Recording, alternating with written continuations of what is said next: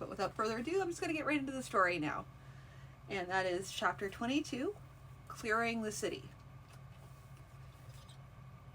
From the look of it, lady, Shepakalish said, without Dr. Gobnash to restrain them, the magical soldiers are attacking anyone and everyone in sight. This has caused fighting throughout the city. All through the city. And likely set into action those sorts of people who try to profit from any disturbance by looting and destruction. The end result is the city will suffer badly. And you can do nothing? He bowed. Lady, I can give some tricks and notions and bits of this sort of knowledge and that. Given some time, I can be of some help to you. You suggest that we move into the city then?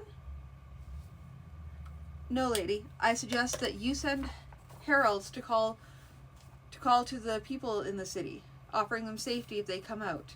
I suggest that before you send people inside the walls, you permit me a bit of time to see what I can do for you. She realized it scandalized the more status-minded of her lords and followers and servants. But Lusomi had good reason for talking to Thokkel privately. And she chose to offer him a seat and a glass of wine. If she chose to offer him a seat and a glass of wine, that was up to her. So you met Shepakalish in a strange fashion, and he spoke cryptic things about the Lady of Praises and the probability of having to help you. Other than that, you know nothing about him? Lady, I only know what I've seen and heard. He knows a lot of things. He has limitations and he has moral standards. Ah, moral standards? Yes, lady, Call me Lucy. At least when we're alone. Ah, Lucy then. There was a touch of diffidence in his voice. I'm afraid the only nicknames ever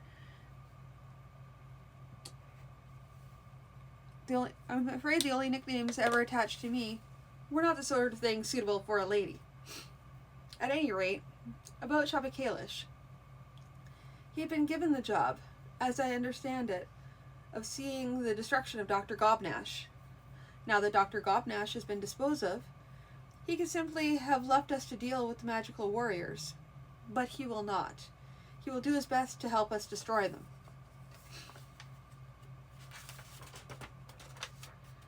Such as that magical wire?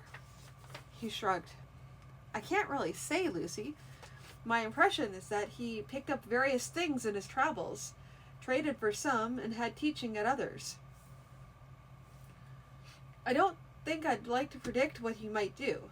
You recall me telling you how he flipped that coin to determine if Dr. Gobnash were still there or not? Now that was a trick he had learned.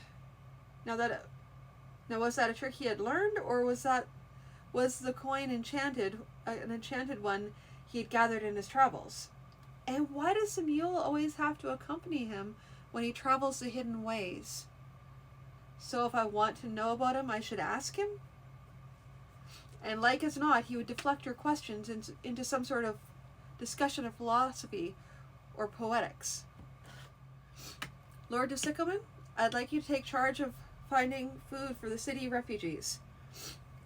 The gray brows lifted. Me, lady? Yes, I think you would be more sympathetic than any of my people. I think I understand, he said slowly, but I would not have you running your own men short. That was not my intention. Nor would I expect the refugees to be extremely well fed. Enough to keep them from starving, particularly the children. I'm sure that some of the refugees have managed to bring a fair amount of money out with them. Extract what you can from such, and use it to buy food for them in the local farms and villages. And don't let the villagers overcharge us too badly either. His smile was grim. You'll lose some friends, lady. You can promise them that the noble lady will take their generosity into account come tax time. He laughed out loud. Take with one hand and give with the other? You'll make a fine ruler, lady. Thank you, Lord de Sickleman. Shepakalish was bowed under the weight of a large leather sack over his shoulder. It chimed softly when he set it down. He looked up at Lusomi, his face worn and a bit pale. I believe I have what is needed, lady. More magical wire? In a sense, yes. He reached into the sack and pulled out a ring, slightly larger than would suit a man's finger. I have some 1,000 of these. Some are to fit around the shaft of an arrow, snug against the head. Some are to fit around a spear shaft, again, snug with the head. And some are intended to fit around a sword blade, next to the hilt. Each of them would have capability of killing one magical warrior, perhaps more. Warn your soldiers not to go to the well too often.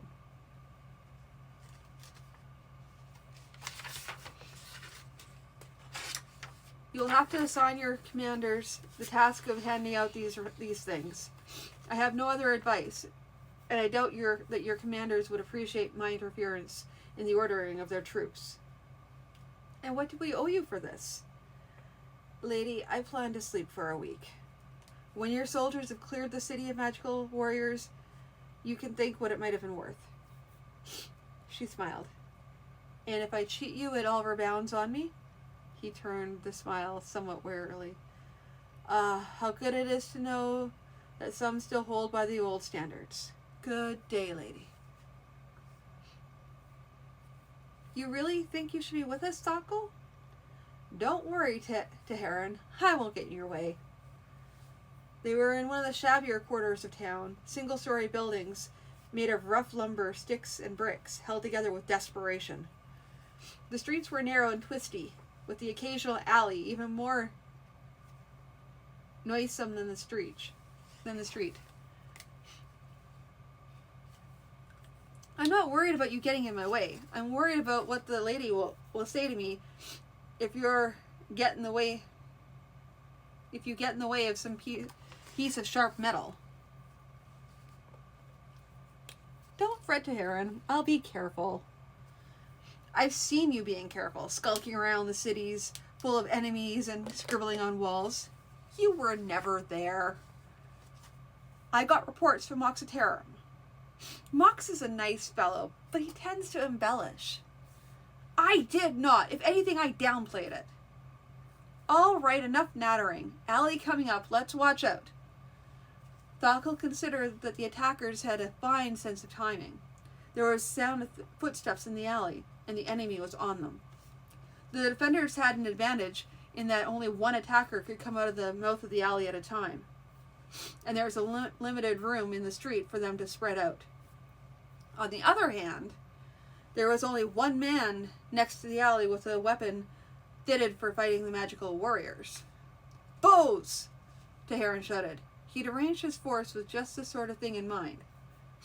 Bowmen, even using plain arrows, could have some effect on the near invulnerable warriors, giving the men with the properly fitted weapons an instant to change formation to meet the enemy.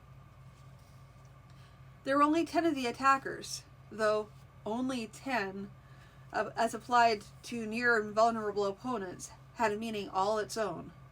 Arrows whipped through the air, thudding into wood and sometimes making an uglier sound as they hit flesh. Weapons clashed. Men grunted and shouted. Thakkel, having caged one of the rings to put on his ox goad next to the metal point, watched for a time or opportunity.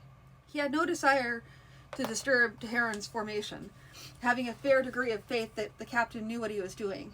On the other hand, he was ready if matters came to that.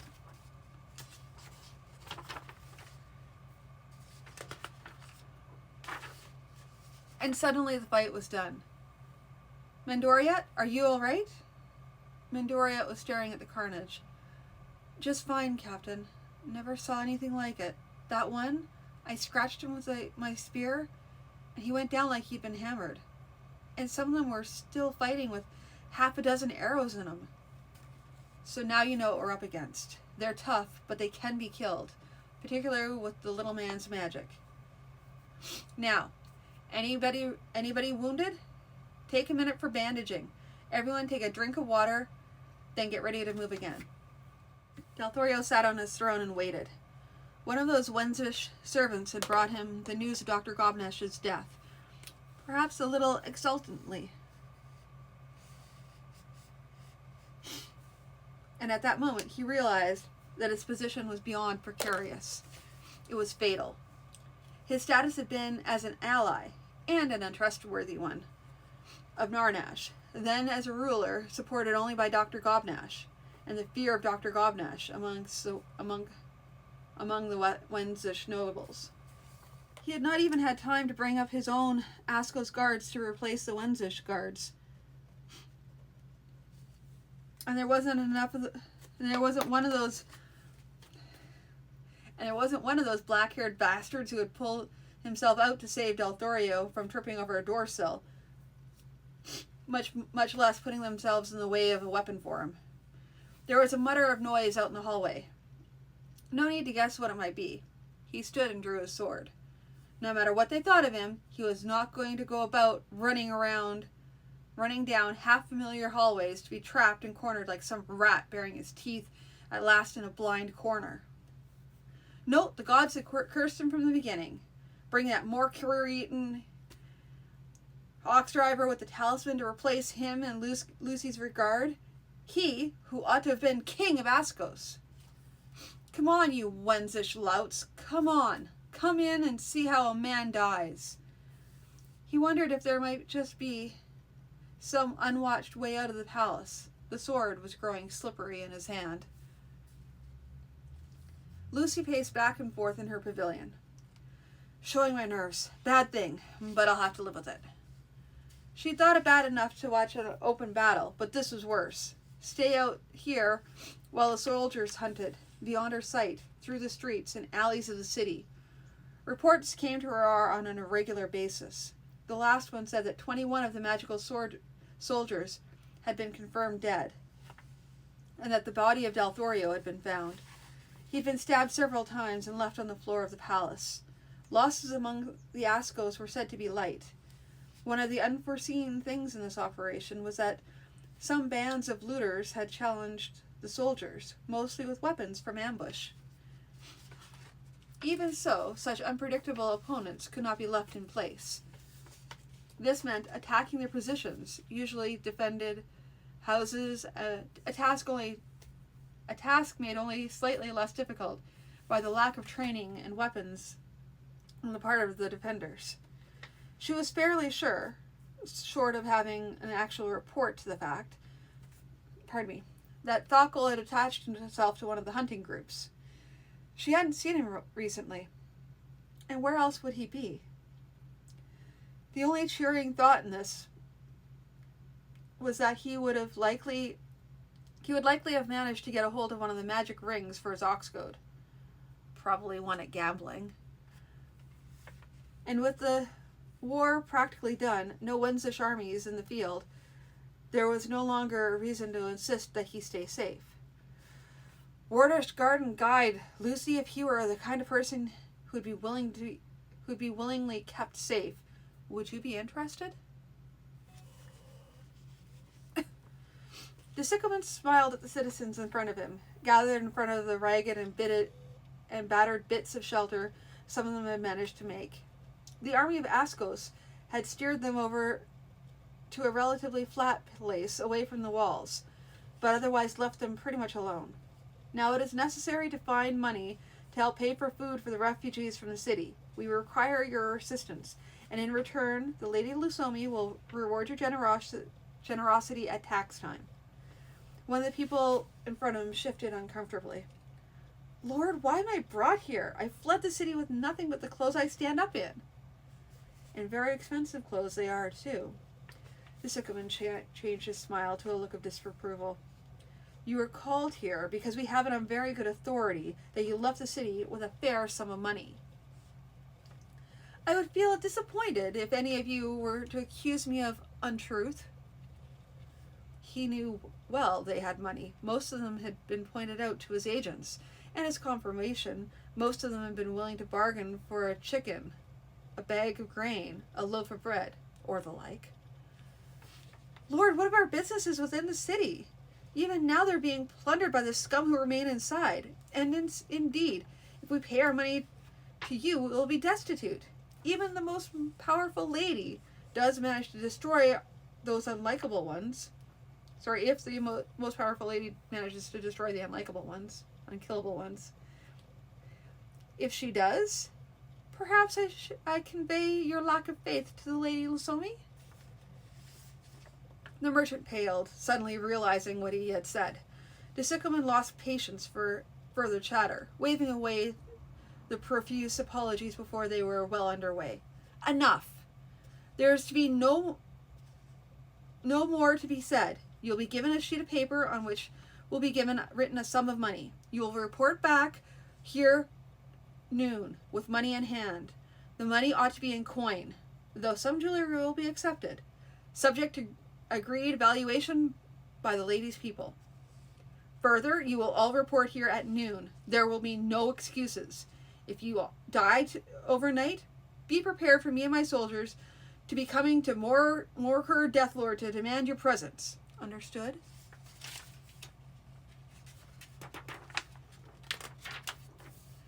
There were various mutters and mumbles, and they turned to go. Thockel stretched his legs out toward the campfire. They were camped in the open, rather than bivouacking in some deserted house. A house might feel safe with walls all around, but if someone tossed a torch or in a window or door, it could be a death trap for people trying to get through a limited number of exits. In the open, if it happened that they were attacked at night, they'd have room to fight. Running out of tuskers, commented Moxitarum. Haven't seen more than 5 all day. And this is what? The 3rd day? About that. Can't say I'm sorry to be running short. Me either. Captain, do we go after the looters now? No. Our orders are to attack if we run into them or if they attack us. Otherwise, just concentrate on the tuskers. Once they're done, Lady will probably send in more people to deal with the looters. The fire cracked and spat in the silence, casting flickering light on the smudged faces and winking on the dully shined metal of armor harness and spear point. Moxa, it's time for you to spell Mandicoriat on watch, and Griforio, you spell Lafantorum. Make sure you take a bit to get your eyes used to the dark before you send the other 2 back. Rested you? Get some sleep. No telling what we might run into tomorrow. Lady, all reports say that the magical warriors are no more. None have been seen anywhere in the last 3 days. It is time to deal with the looters then? Shanario nodded. Yes, lady. It's not the sort of fighting anyone looks forward to, but I suppose it has to be done. It's that difficult then? Well, usually there are no real fighters, lady, but they tend to go around to ground somewhere, and our men will have to go in and pry them out. It'd be almost easier to burn the city and start over again. She was almost annoyed at herself for taking that notion seriously for a moment. Yes, I suppose it might, but we haven't got the time to waste. We've got to rule this land at least for long enough to set up as a kingdom under someone we can trust. She sighed. Give the orders. And that is the end of this chapter. So until then, I will talk to you and have a good night.